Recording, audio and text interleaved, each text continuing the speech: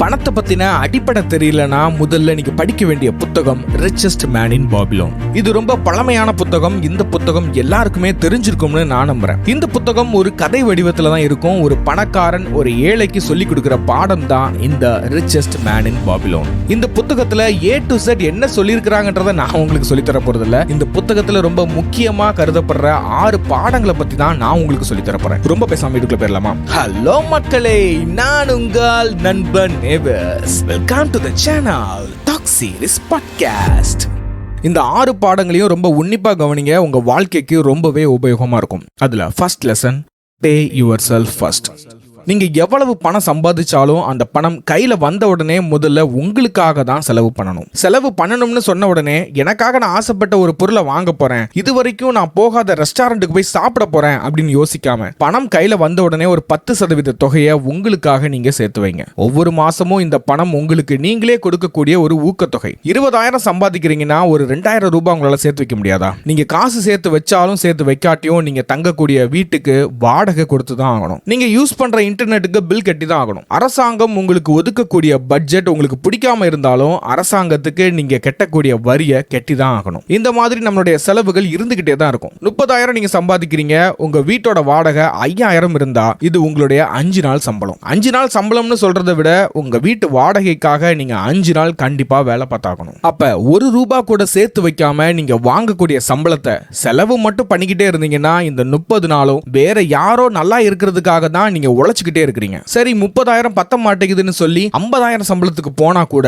உங்களால இந்த செலவுகள்ல இருந்து தப்பிக்கவே முடியாது. எப்ப நீங்க உங்க சம்பளத்துல இருந்து 10% பணத்தை சேர்க்க ஆரம்பிக்கிறீங்களோ அப்போதான் உங்களுக்காக உழைக்கிறீங்கன்றத கொஞ்சம் நியாயப்படுத்த முடியும். 10% தான் சேர்த்து வைக்கணும்னு இல்ல, உங்களால முடியலனா குறைஞ்சது 3 இல்லனா 5% சேர்த்து வைங்க. நீங்க சேர்த்து வைக்கக்கூடிய ஒவ்வொரு பணமும் போர் வீரனுக்கு சமம். ஒவ்வொரு மாதமும் பணத்தை சேமிக்க உங்க போர் படையில ஒரு போர் வீரன் அதிகமாகிற மாதிரி நினைச்சுக்கோங்க. நீண்ட நாட்களுக்கு உங்க பணத்தை சேமிக்கும் போது உங்க போர் படைகள்ல நிறைய படை வீரர்கள் இருப்பாங்க. உங்களுடைய இக்கட்டான நேரங்கள்ல அவங்க உயிரை கொடுத்து உங்களை காப்பாத்துவாங்க. பணக்காரன் ஏன் பணக்காரன் ஆயிட்டே இருக்கான் தெரியுமா? பணக்காரர்கள் பணத்தை செலவு பண்றதை விட முதலீடு பண்றதுலயும் சேமிக்கிறதுலயும் முக்கியத்துவம் கொடுப்பாங்க.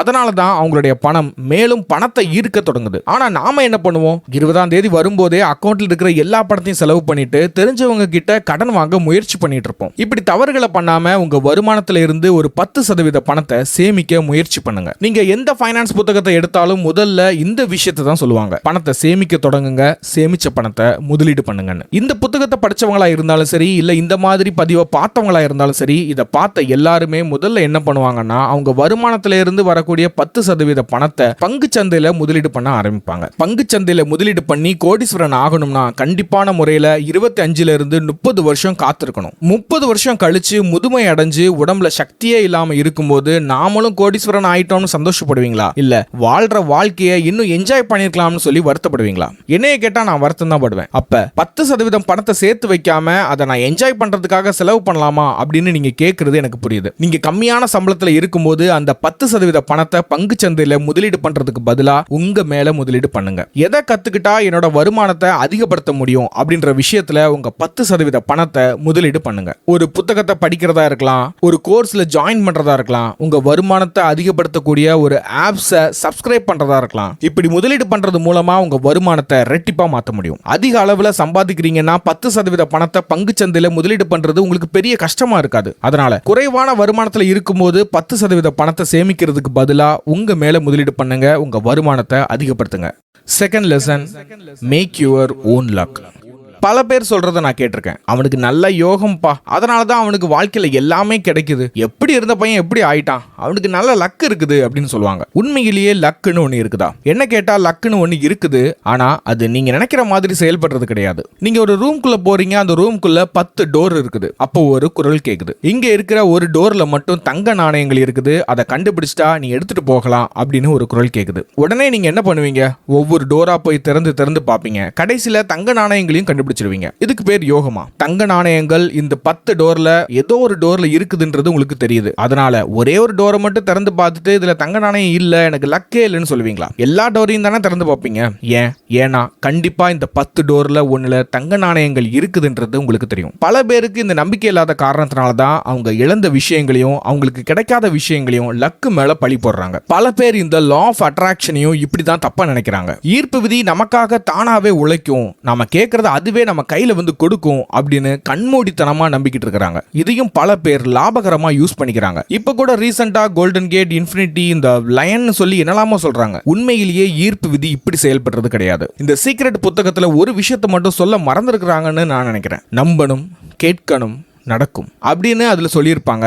அதுக்கு பதிலா நம்பணும், கேட்கணும், செயல்படுத்தணும், நடக்கும் அப்படின்னு சொல்லியிருந்தா இந்த குழப்பமே இருந்திருக்காது. உங்க வாழ்க்கையை நீங்க தான் மாற்ற முடியும். இந்த அரசியல்வாதி வந்தா என் வாழ்க்கை மாறிடும், பிரபஞ்சத்துக்கிட்ட தினமும் நான் உரையாடுறேன், என் வாழ்க்கை மாறிடும். சின்ன வயசுல இருந்து நிறைய பேர் எனக்கு சொல்லியிருக்கிறாங்க நான் ஒரு லக்கி பர்சன், அந்த லக்கால என் வாழ்க்கை மாறிடும். இந்த மாதிரி முட்டாள்தனமா யோசிக்காம உங்களுக்காக செயல்பட ஆரம்பிங்க. Third lesson, don't wish for lump sum, wish for cash flow.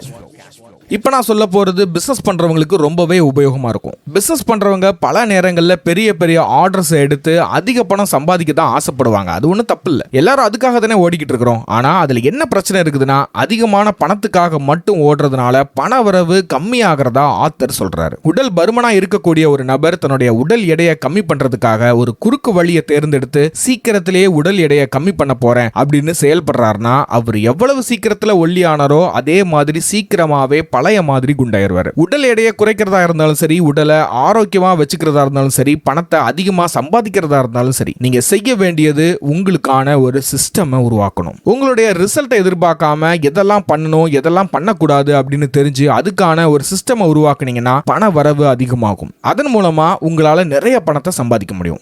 Fourth lesson, invest in your ability.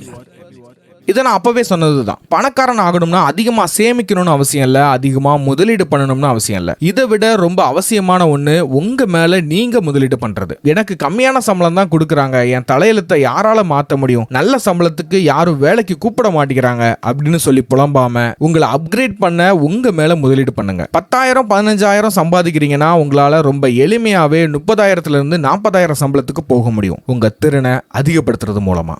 Fifth lesson, if you greed, you will lose money. பேராசை பெருநஷ்டம்.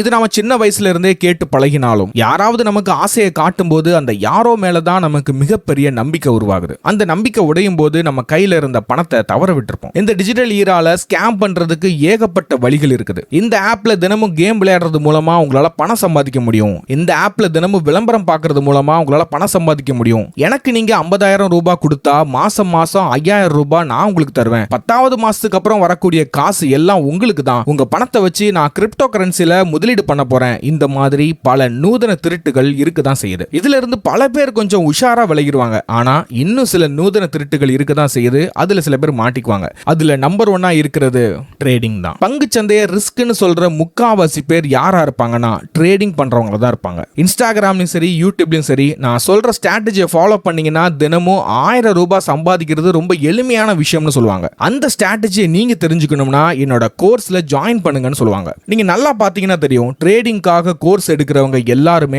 பணக்காரங்களா தான் இருப்பாங்க. ட்ரேடிங் பண்ணி பணம் சம்பாதிச்சிருப்பாங்கன்னு நினைச்சீங்கன்னா ரொம்ப தப்பு. ட்ரேடிங்காக கோர்ஸ் எடுக்கிறதுனால தான் பணக்காரங்களா இருக்கிறாங்க. ட்ரேடிங்ல பணம் சம்பாதிக்கிறவங்க எவ்வளவு முதலீடு பண்ணாங்க, எவ்வளவு நஷ்டத்தை சந்திச்சாங்க, இதை எதையுமே அவங்க வெளியே சொல்ல மாட்டாங்க. தினமும் 2 மணி நேரம் வேலை பார்த்தாலே எனக்கு 1000 ரூபாய் கிடைக்குது அப்படின்னு நினைச்சு இந்த மாதிரி ஸ்கேம்ல மாட்டாம ஆக்கப்பூர்வமான விஷயங்கள்ல நேரத்தை செலவிடுங்க. பங்கு சந்தையில முதலீடு பண்றதா இருந்தால் லாங் டேர்ம்ல இன்வெஸ்ட் பண்றத பழக்கமா வச்சுக்கோங்க. ஒருத்தர் உங்ககிட்ட அதிகமான பேராசையை காட்டுறாருன்னா அவருக்கு அதுல என்ன லாபம்னு யோசிங்க.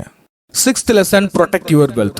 பணத்தை சம்பாதிக்கிறது எவ்வளவு கஷ்டமோ அதே மாதிரி அந்த பணத்தை பாதுகாக்கிறதும் கொஞ்சம் கஷ்டமான விஷயம் தான். என்னைய கேட்டா பணத்தை சம்பாதிக்கிறது அவ்வளவு கஷ்டம் இல்லைன்னு தான் நான் சொல்லுவேன். உங்க கரியர் ஆரம்பிக்கும் போது 50,000 சம்பளத்துக்கு தான் நான் போவேன் அப்படின்னு நினைக்கிறது தான் கஷ்டம். ஆனா படிப்படியா ஏறி 40,000 இருந்து 50,000 சம்பாதிக்கிறது கொஞ்சம் எளிமையான விஷயம் தான். ஆனா டாபிக் இது இல்ல. நம்ம செல்வத்தை எப்படி ப்ரொடெக்ட் பண்ணலாம் அப்படின்றது தான் பார்க்க போறோம். உங்க பணத்தை இதுல முதலீடு பண்ணீங்கன்னா அடுத்த வருஷமே இது ரெட்டிப்பா மாறும் அப்படின்னு சொன்னாங்கன்னா அதை நம்பி ரிஸ்க் எடுக்கிறது பெரிய முட்டாள்தனம். உங்க செல்வம் பல மடங்கு வளர்ச்சி அடைகிறது குறுகிய காலகட்டத்தில் நடக்கிற விஷயம் கிடையாது. இந்த லாங் டேர்ம் ப்ராசஸ்க்கு நீங்க பொறுமையா இருக்கணும். நான் நினைச்ச இலக்கு அடையிறதுக்கு இத்தனை வருஷம் ஆகுமான்னு சொல்லி எரிச்சல் அடையாம உங்க ப்ராசஸ்ல நம்பிக்கை வைங்க. உங்க செல்வம் பாதுகாப்பா வளர்ச்சி அடைகிறத உங்க கண்ணாலே பார்க்க முடியும். ஓகே, இந்த வீடியோல அவ்வளவுதான். இந்த வீடியோ பிடிச்சிருந்துச்சுன்னா மறக்காம லைக் பண்ணுங்க. நம்ம சேனலுக்கு புதுசுனா சப்ஸ்கிரைப் பண்ணுங்க. ஓகே, சென்று வருகிறேன். நான் உங்கள் நண்பன் நேவஸ்.